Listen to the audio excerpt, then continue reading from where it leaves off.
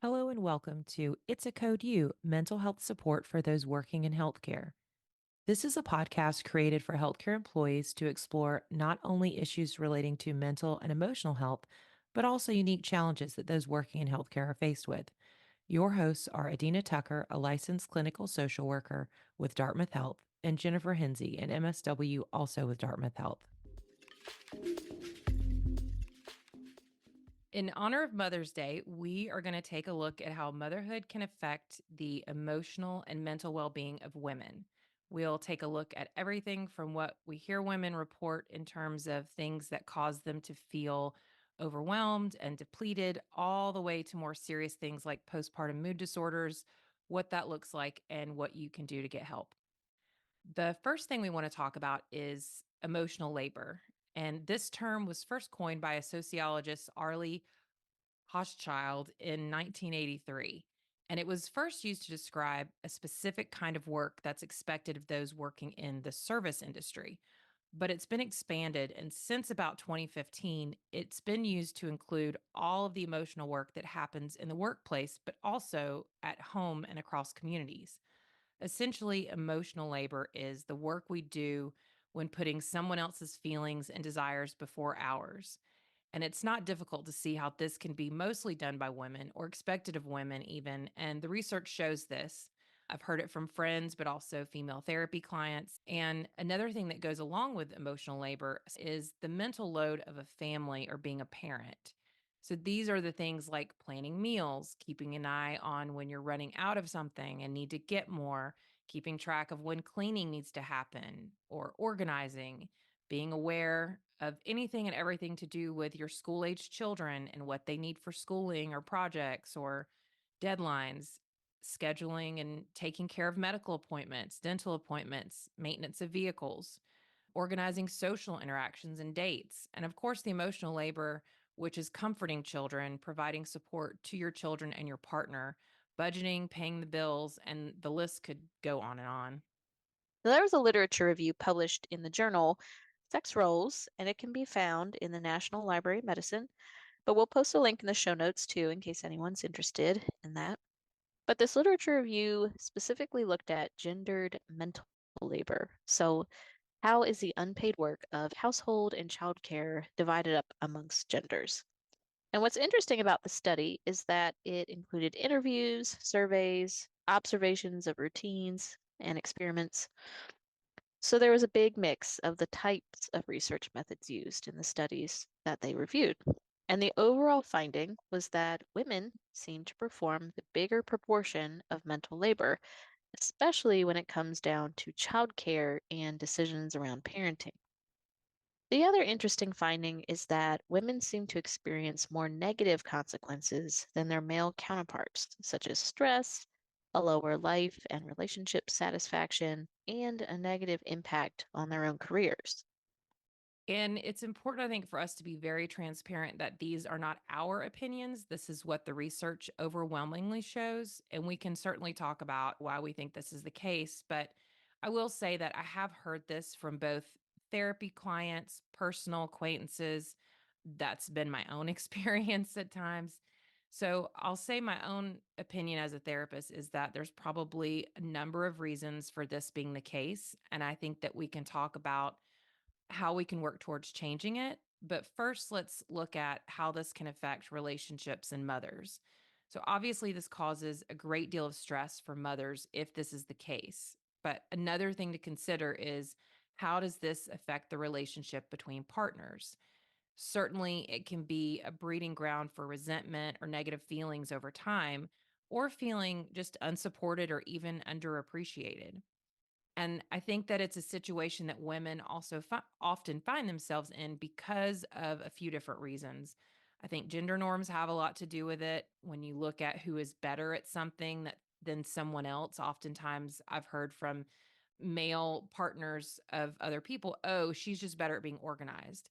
And I do think that it could be a situation where things could be salvaged, turned around so that mothers who do have this experience could feel more supported and have less negative impacts. And one way is to have a very honest conversation with your partner about all the things that are on your mental load. Because the other thing to consider is that if all of these things are just getting done, then sometimes your partner may not give it a second thought because it's just taken care of. And I know people are going to be saying, well, I shouldn't have to say this and that or being done and I need support.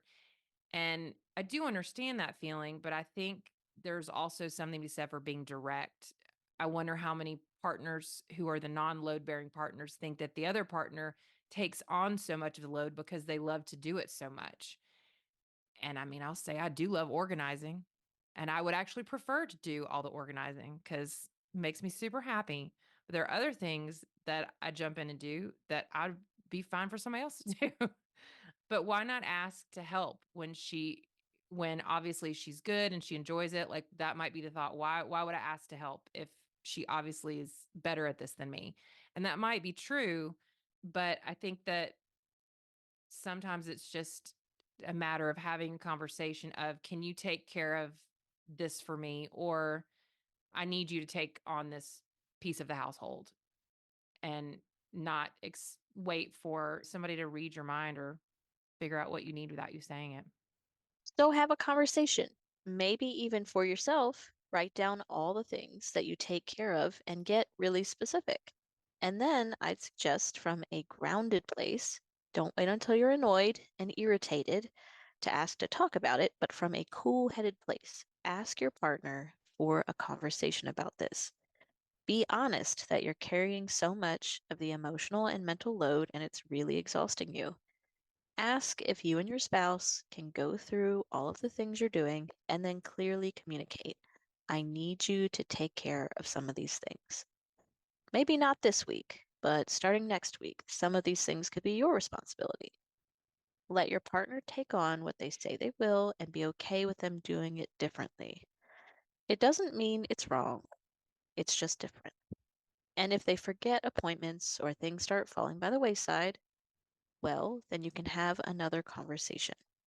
But start with a very honest conversation about where you are and what is overwhelming you and how you can conquer the household and the load together. Now, if your partner is unwilling or has a negative reaction, well, then that's a different story. But I think starting with a team meeting of sorts to tackle this is a great way to approach it. Another topic we want to look at with mental health and mothering is more serious, and that's motherhood and postpartum disorders. Some of the postpartum disorders that can occur are postpartum depression, postpartum anxiety disorders, and postpartum psychosis. And research shows there is a connection between maternal mental health and the ability to care for your child in a healthy way. It can also affect the bond between the child and the mother. And this is not to make anyone feel bad, but it's just when our mental health is unbalanced, it makes it very difficult to function in a healthy way. And there's no shame to that. And if you think of the saying, you can't pour from an empty glass, that's very much the case with untreated mental health issues and trying to care for somebody else. But let's take a look at some specific postpartum mental health diagnoses. So, the first one is PPD, postpartum depression, and that is going to have things like persistent sadness, hopelessness, and loss of interest in previously enjoyed things. This will usually start within the first few weeks after giving birth, and you might also experience changes in your appetite and some sleep issues. The next is postpartum anxiety disorders. And those can vary between generalized anxiety disorder, panic disorder, and obsessive compulsive disorder. And in with these, you may have anxiety and excessive worries, intrusive thoughts about the safety of the baby. And then postpartum psychosis is rare, but it's very serious. Symptoms are things like hallucinations, delusions, and disorganized thinking. So hallucinations are when you experience something that's not there, and that can be either visual or auditory. And then delusions are false beliefs about reality, despite evidence that shows the opposite to be true. Finally, disorganized thinking. That's an inability to effectively express your thoughts because they're too disorganized. It comes through in your written and verbal speech. And sometimes this can manifest as what's called word salad, which is just stringing meaningless words together. And postpartum disorders affect about 10 to 20% of all mothers across the world.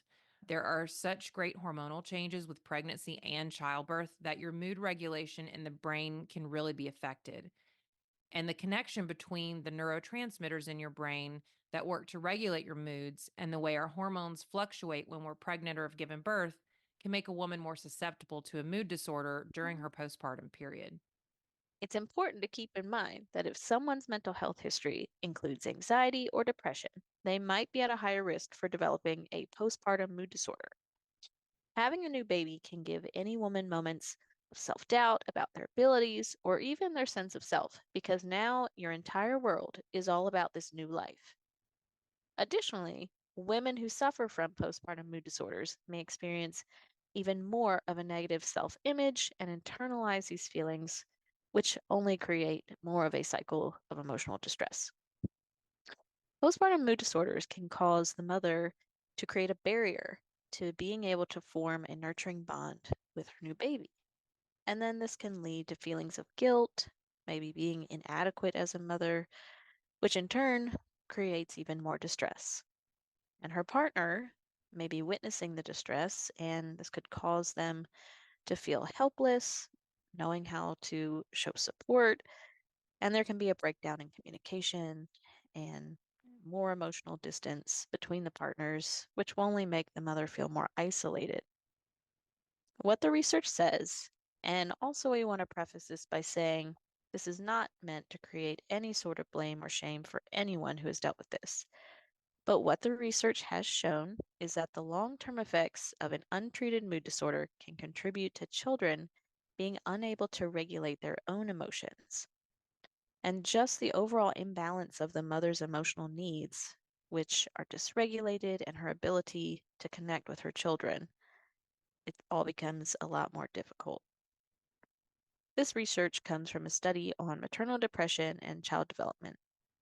So, getting help is always the best thing for everyone. There's no reason to feel shame or blame yourself for anything. Having a baby causes a lot of changes in the mother, and we know so much more about that than we used to.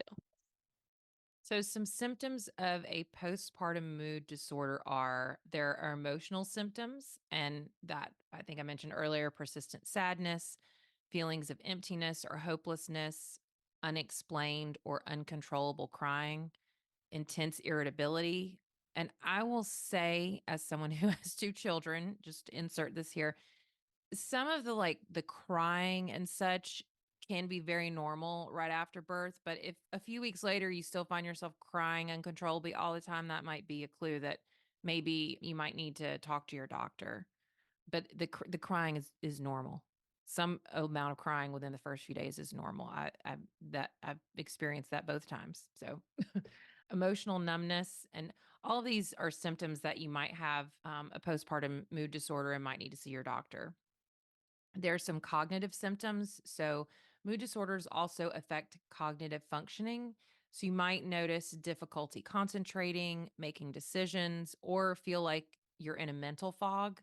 And then intrusive thoughts are a big clue as well. And like we mentioned before, a lot of those have to do around intrusive thoughts about the safety of the baby. Something's going to happen bad to the baby, and you just can't, like, it's just you're being inundated with those. Physical symptoms could be fatigue, and that might be hard to figure out because of the fatigue of being a new mother. And then again, changes in appetite or sleep. But again, the sleep might be difficult because if your baby's not sleeping, you're probably not sleeping either. But treatment can usually be a combination of medication and psychotherapy. So, for psychotherapy, your therapist may use something called CBT, which is cognitive behavioral therapy treatment. And that's a therapeutic model that works to change our negative thought patterns and help us develop healthier coping skills. Support groups may also be pretty helpful for this because it does create this community where you feel, oh, I'm not the only one. And sometimes feeling that community can be very healing. So, this is a heavy topic we've talked about today, and it can be scary too. Maybe you're a mom who has dealt with this already. Maybe you're thinking about having a child and you're worried about developing a postpartum mood disorder. But here's the silver lining. all of the things we discussed here today can be treated. If you're a mom right now who feels the weight of the emotional and mental load like it's becoming too much, seek therapy for yourself or couples therapy if sharing the load with your partner is no longer an equitable situation. And again, with any postpartum issues, therapy or therapy and medication or medication, they are out there and they are waiting for you. There's no shame in asking for help. And luckily, these are topics that we're talking about a lot more and hopefully removing some of the stigma around. Exactly. We will put links to the research in the show notes in case anyone wants to do some further reading and see more information about those studies. Also, if you haven't already, please subscribe. That way you'll know anytime new content is posted. And if you have any questions or ideas or feedback, reach out to us. We actually would love to hear it. We are genuinely interested in what everyone thinks and how we can make everything better. So, our show email is dhbhs.media at hitchcock.org. And I'll also put that in the show notes so that in case you didn't get it when I said it. And if you haven't rated or reviewed on your listening platform, we would also love for you to do that. We use all of this data to modify and drive our content. So if you have any, like I said, if you have any suggestions or ideas, we really value feedback. And thank you so much for listening. Thank you for joining us this week. As always, if you'd like more information and support, please check out our site at dartmouth-health.cobalt.care for additional content, connection to resources, support groups that you can sign up to attend, or to connect to one of our clinicians for counseling, psychotherapy, or medication evaluation. We appreciate you listening and hope you have a wonderful week.